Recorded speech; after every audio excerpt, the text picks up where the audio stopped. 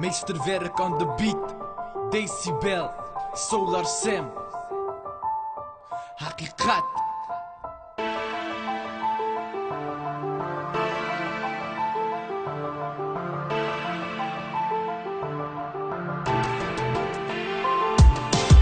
مجاهدین پروژه امریکا بود، طالبا پروژه امریکا بود. امریکا کل چیزا پلان کرد، پاکستان کل چیزا اجرا کرد. از دست جنگ قد نفر فرار کرد، دال زدن کشتن در وطن ما شد عادت. زندگی بدون آب بدون خوردنی، افغانستان باید میشد ویتنام و شوروی. خون ریزی به خاطر قدرت شد، از دست جنگ نام وطن ما بد شد، نام دین ما بد شد. خون بریزان، خودکشی، زن کشی، باز به نام اسلام. ای اسلام نیست، ای لودگیست.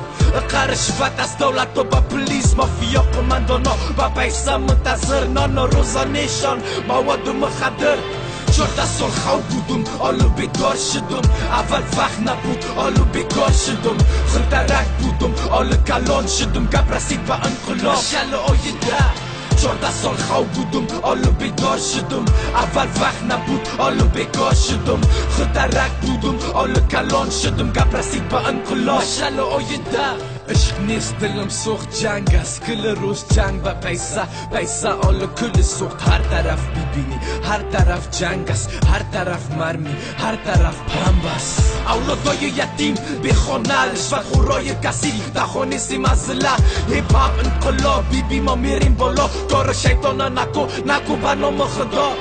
تنها نماز خواندن نمیسازید مسلمان. اسلام نیست در سلام اگر در دل جان. عشق است هرچه قوم که بخوانی کل قرآن شریف، قلب کسی نمیرسید به عشقشان. هیچ چیز نیستن کتری شای درازشان. نوکرای پاکستان شیشتن در افغانستان. شیر میخوانم از شو تا به صبحگاهان، در آینک سیر کنم من میگه بفهمان. 14 سال خواب بودم، حالا بیدار شدم. اول وقت نبود، حالا بیکار شدم.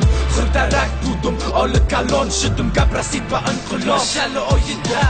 14 سال خواب بودم، حالا بیدار شدم. اول وقت نبود، حالا بیکار شدم. خلطرک بودم، حالا کلان شدم. گپ رسید به انقلاب، شل آینده. ماشاءالله آینده کل چیزا پلان کرد. پاکستان کل چیزا اجرا کرد. ماشاءالله آینده. افغانستان باید میشد ویتنام و شوروی.